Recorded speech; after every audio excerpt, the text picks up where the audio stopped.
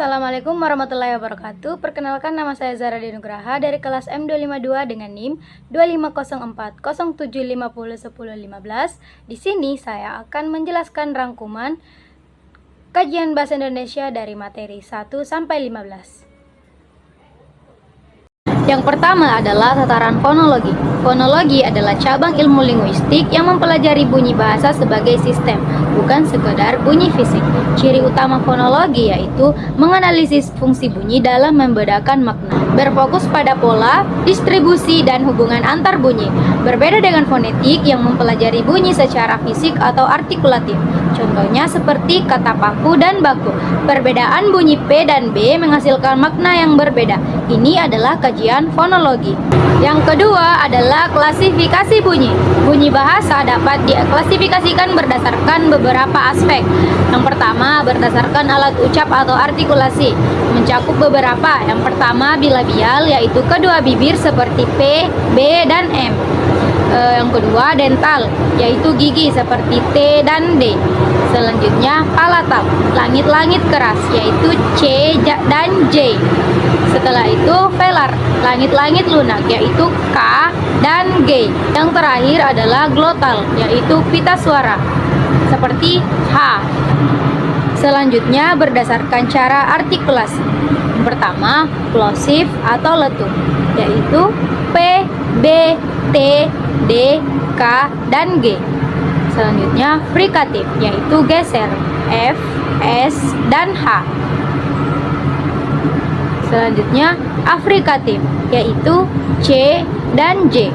Selanjutnya, nasal atau sengau, seperti M dan N.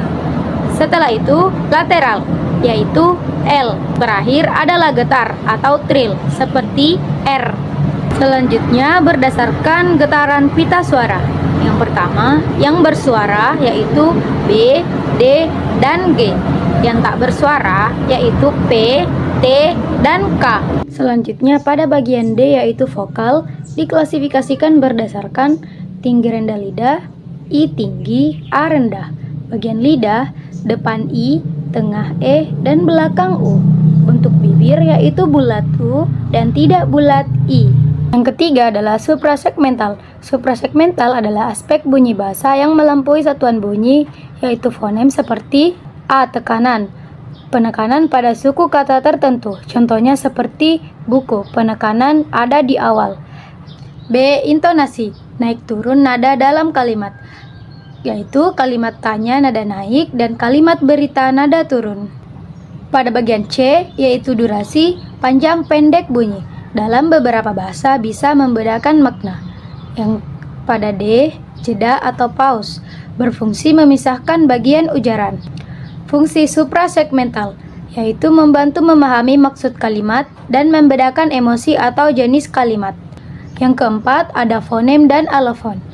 Fonem adalah satuan bunyi terkecil yang membedakan makna. Contohnya seperti P dan B dalam paku dan baku. Ciri-cirinya yaitu bersifat abstrak dan ditulis dengan garis miring. Selanjutnya alofon. Alofon adalah variasi dari satu fonem yang tidak membedakan makna. Contoh dalam bahasa Indonesia yaitu fonem K bisa menjadi kaki, keduanya tidak mengubah arti dan hanya variasi ucapan. Ciri-ciri alofon yaitu bersifat konkret dan ditulis dengan tanda kurung siku. Yang kelima adalah morfologi, morfem bahasa Indonesia. A. Morfologi. Morfologi adalah cabang linguistik yang mempelajari struktur kata dan proses pembentukannya. B. Morfem. Morfem adalah satuan bahasa terkecil yang memiliki makna.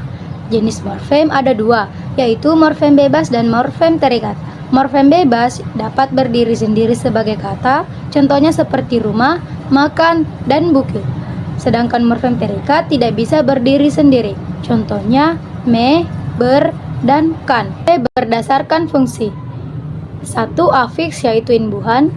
Ada prefiks awalan seperti me, ber, di, dan ke. Contohnya seperti makan, menjadi memakan. Yang kedua, sufiks atau akhiran. Kan, i, nya. Contohnya seperti ajar berubah menjadi ajarkan. Da, infiks atau sisipan. L dan M. Contohnya seperti gigi berubah menjadi gerigi. Yang terakhir adalah konfiks atau gabungan ke dan an. Contohnya seperti besar menjadi kebesaran. Yang kedua ada reduplikasi atau pengulangan. Contohnya seperti buku-buku dan lari-lari. Yang ketiga ada komposisi atau pemajemukan. Contohnya seperti rumah sakit atau kambing hitam. D. Proses morfologis, yaitu ada afiksasi, reduplikasi, komposisi, konversi, perubahan kelas kata tanpa perubahan. Selanjutnya ada pembentukan kata. Pembentukan kata adalah proses mengubah kata dasar menjadi kata baru yang mempunyai bentuk dan makna baru. Selanjutnya adalah proses morfemis. Afiksasi adalah penambahan awalan, akhiran, sisipan, atau gabungan imbuhan pada kata dasar.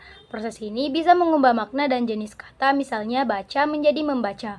Yang kedua yaitu reduplikasi atau pengulangan.